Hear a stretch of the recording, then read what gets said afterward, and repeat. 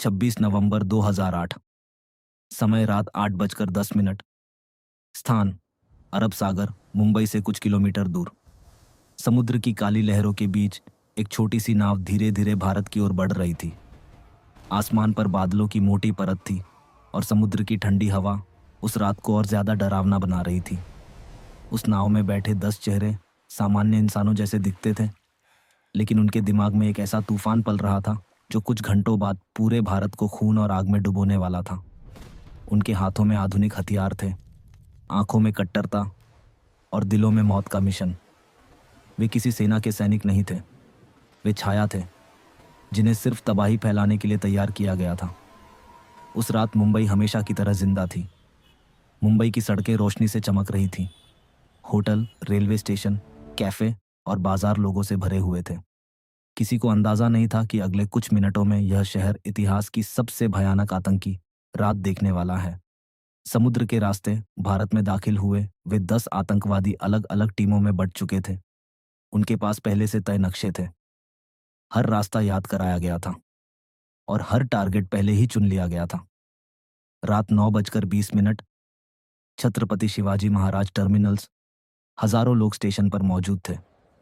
कोई अपने घर लौट रहा था, कोई नौकरी से थका हुआ प्लेटफॉर्म पर खड़ा था और कुछ लोग ट्रेन पकड़ने के लिए भाग रहे थे। तभी भीड़ के बीच दो साएं दाखिल हुए। उनके कंधों पर भारी बैग थे और हाथों में AK-47। कुछ सेकंड तक सब सामान्य दिखा, लेकिन अगले ही पल स्टेशन गोलियों की आवाज से कांप उठा। गोलियां इतनी तेजी से चल रही थीं कि लोगों को समझने का मौका तक नहीं मिला। प्लेटफॉर्म पर भगदड़ मच गई।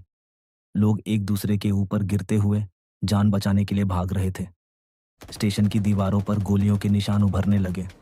फर्श पर खून फैलने लगा और कुछ ही मिनटों में पूरा स्टेशन चीखों से भर गया। उन्हीं आतंकवादियों में एक नाम था अजमाल कसाब। उसकी आंखों में डर नहीं था, सिर्फ मशीन की तरह लगातार मौत बांटने की ठंडी क्रूरता थी। उसी समय मुंबई के दूसरे हिस्सों में भी मौत फैल चुकी थी। लेपर्ड कैफे में बैठे लोग अचानक गोलियों का शिकार बनने लगे। कुछ ही देर बाद आतंकवादी ताजमहल पैलेस होटल और ओबेरॉय ट्राइडेंट के अंदर दाखिल हो चुके थे। ताज होटल, जो कभी मुंबई की शान माना जाता था, अब आग और धुएं में बदलने वाला था। होटल के अंदर विदेशी मेहमान, बिजनेसमैन और परिवार मौजूद थे। किसी को समझ नहीं आ रहा था कि आखिर हो क्या रहा है। अचानक गोलियों की आवाजें, टूटते कांच और जलती हुई दीवारों ने पूरे माहौल को नरक में बदल दिया।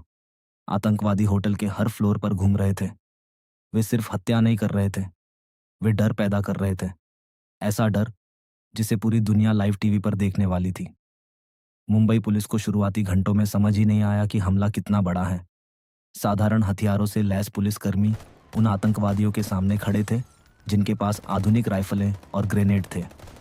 उसी अराजकता के बीच ATS प्रमुख हेमंत करकरे अपने साथियों के साथ सड़कों पर उतर चुके थे।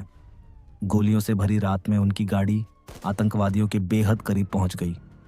कुछ सेकंड बाद अंधेरे में गोलियों की बारिश हुई और मुंबई ने अपने सबसे बहादुर अधिकारियों में से एक को खो दिया। उनके साथ अशोक कामटे और विजय सालस्कर जैसे अधिकारी भी उस रात शहीद हो गए। पूरा भारत टीवी स्क्रीन के सामने बैठ चुका था। हर चैनल पर सिर्फ आग, गोलियां और चीखें दिखाई दे रही थीं। ऐसा लग रहा था जैसे मुंबई किसी युद्ध का मैदान बन चुकी हो। लेकिन असली डर अभी बाकी था, क्योंकि आतंकवादी होटल के अंदर दर्जनों लोगों को बंधक बना चुके थे। हर गुजरता मिनट मौत का नया आंकड़ा लेकर आ रहा था। दिल्ली में बैठी भारत सरकार अब समझ चुकी थी कि यह कोई साधारण हमला नहीं है, यह भारत की आत्मा पर हमला था। उसी रात देश की सबसे खतरनाक फोर्स, नेशनल सिक्योरिटी गार्ड को सक्रिय किया गया। ब्लैक कमांडो विशेष विमान से मुंबई भेजे गए। उन कमांडोज में एक नाम था मेजर संदीप उन्नीकृष्णन। मुंबई पहुंचते ही कमांडोज ने जलते हुए ताज होटल के अंदर प्रवेश किया। अंदर हर कमरा मौत का जाल बन चुका था। आतंकवादी होटल की बनावट का फायदा उठा रहे थे। धुआं इतना घना था कि कई बार कुछ दिखाई तक नहीं देता था। हर फ्लोर पर विस्फोट हो रहे थे। हर कोने से गोलियां चल रही थीं और कमांडोज धीरे धीरे बंधकों को बाहर निकाल रहे थे। ताज होटल की जलती हुई खिड़कियां अब पूरी दुनिया के कैमरों में कैद हो चुकी थीं। 3 दिनों तक मुंबई सो नहीं पाई। सड़कों पर सेना थी, आसमान में हेलीकॉप्टर और टीवी चैनलों पर लगातार मौत की गिनती। भारत के इतिहास में पहली बार आतंक का ऐसा चेहरा दिखाई दे रहा था जो सिर्फ हमला नहीं कर रहा था, बल्कि पूरी दुनिया के सामने भारत को चुनौती दे रहा था। 28 नवंबर 2008, समय सुबह 4:15। स्थान ताजमहल पैलेस होटल। होटल के अंदर धुएं की गंध अब दीवारों में बस चुकी थी। टूटे हुए झूमर, जली हुई कालीनें और हर तरफ बिखरा खून ये बता रहा था कि यहाँ पिछले कई घंटों से इंसानियत और मौत के बीच युद्ध चल रहा था। बाहर हजारों लोग सांस रोके खड़े थे। मीडिया कैमरे लगातार लाइव प्रसारण कर रहे थे। लेकिन होटल के अंदर क्या हो रहा था, इसकी असली भयावहता सिर्फ वही लोग समझ सकते थे जो वहां फंसे हुए थे। एनएसजी कमांडो एक एक कमरे की तलाशी ले रहे थे। हर दरवाजा खोलना मौत को न्योता देने जैसा था। आतंकवादी लगातार अपनी जगह बदल रहे थे। वे होटल के नक्शे का इस्तेमाल कर रहे थे, छिपकर हमला कर रहे थे और फिर अंधेरे में गायब हो जा रहे थे। कई जगहों पर उन्होंने आग लगा दी थी ताकि धुएं और अफरा तफरी के बीच कमांडोज को रास्ता समझ ना आए। लेकिन उन कमांडोज के लिए अब यह सिर्फ ऑपरेशन नहीं रह गया था, ये पूरे देश की प्रतिष्ठा की लड़ाई बन। उसी दौरान मेजर संदीप उन्नीकृष्णन अपनी टीम के साथ होटल के अंदर आगे बढ़ रहे थे। हर कदम के साथ खतरा बढ़ रहा था। अचानक गोलियों की तेज आवाज गूंजी। एक कमांडो घायल हो गया। मेजर संदीप ने अपने साथी को बचाने के लिए खुद को आगे कर दिया। तंग गलियारे में आतंकवादी छिपे बैठे थे। कुछ ही सेकंड में वहां गोलियों की बारिश शुरू हो गई। उस अंधेरे और धुएं के बीच मेजर संदीप आखिरी बार दुश्मनों की ओर बढ़ते दिखाई दिए। फिर अचानक सब कुछ शांत हो गया। भारत ने उस रात अपना एक और वीर खो दिया, लेकिन उसी बलिदान ने कई बंधकों की जान बचा ली। दूसरी तरफ नरीमन हाउस में भी ऑपरेशन जारी था। यह इमारत यहूदी परिवारों और विदेशी नागरिकों का केंद्र थी। आतंकवादियों ने वहां भी लोगों को बंधक बना रखा था। हेलीकॉप्टर से कमांडो छत पर उतारे गए। पूरी दुनिया टीवी पर भारतीय सेना का वह साहसिक ऑपरेशन देख रही थी। हर गोली की आवाज लोगों की धड़कनें बढ़ा रही थी। लेकिन अंदर का दृश्य किसी डरावनी फिल्म से भी ज्यादा भयावह था। दीवारों पर गोलियों के निशान, टूटे हुए फर्नीचर और हर तरफ मौत का सन्नाटा। मुंबई पुलिस लगातार शहर के अलग अलग हिस्सों में आतंकवादियों की तलाश कर रही थी। उसी दौरान एक चौंकाने वाली घटना हुई।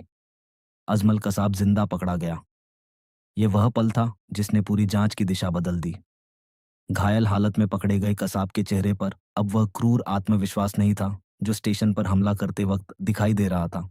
उसकी गिरफ्तारी ने दुनिया के सामने वह सच खोलना शुरू किया जिसे पाकिस्तान लगातार छिपाने की कोशिश कर रहा था। जांच एजेंसियों ने धीरे धीरे पूरे हमले की परतें खोलनी शुरू की। पता चला कि इन आतंकवादियों को महीनों तक विशेष ट्रेनिंग दी गई थी। उन्हें समुद्र के रास्ते भारत पहुंचने की तैयारी करवाई गई थी। सैटेलाइट फोन, जीपीएस और आधुनिक हथियारों का इस्तेमाल किया गया था। जांच का हर धागा पाकिस्तान में बैठे आतंकवादी संगठन लश्कर-ए-तैयबा की ओर इशारा कर रहा था। पूरी दुनिया की नज़र अब भारत और पाकिस्तान पर टिक चुकी थी। अंतर्राष्ट्रीय दबाव बढ़ने लगा। लेकिन मुंबई के लिए यह सिर्फ राजनीति नहीं थी। यह उन परिवारों का दर्द था जिन्होंने कुछ घंटों में अपने अपनों को खो दिया था। 29 नवंबर 2008, लगभग 60 घंटे बाद, आखिरकार ताज होटल के अंदर आखिरी आतंकवादी को मार गिराया गया। जब होटल से आखिरी धुआं बाहर निकला, तब तक मुंबई बदल चुकी थी। सैकड़ों परिवार बिखर चुके थे। 160 से ज्यादा लोग मारे जा चुके थे और सैकड़ों घायल थे। पूरा देश शोक में डूब गया। सड़कों पर मोमबत्तियां जलने लगी। टीवी स्क्रीन पर शहीद अधिकारियों और निर्दोष लोगों की तस्वीरें दिखाई देने लगीं। लेकिन उन तस्वीरों के पीछे एक सवाल हमेशा जिंदा रहा। आखिर इतनी बड़ी साजिश भारत की धरती तक पहुंची कैसे? इसके बाद भारत की सुरक्षा व्यवस्था हमेशा के लिए बदल गई। तटीय सुरक्षा मजबूत की गई। खुफिया एजेंसियों को नए अधिकार मिले। एनएसजी के नए हब बनाए गए। लेकिन 26/11 सिर्फ एक आतंकी हमला नहीं था। वह भारत के इतिहास का ऐसा घाव बन गया जो आज भी पूरी तरह नहीं भरा। आज भी जब रात के अंधेरे में ताज होटल की चमकती हुई इमारत दिखाई देती है, तो उसके पीछे जलती हुई उन खिड़कियों की परछाइयां छिपी होती हैं जिनमें कभी मौत खुलेआम घूम रही थी। और मुंबई, वह शहर जिसने उस रात आतंक का सबसे भयानक चेहरा देखा, आज भी उसी जिद के साथ खड़ा है। क्योंकि कुछ शहर सिर्फ इमारतों से नहीं बनते, वे अपने जख्मों से अमर होते हैं।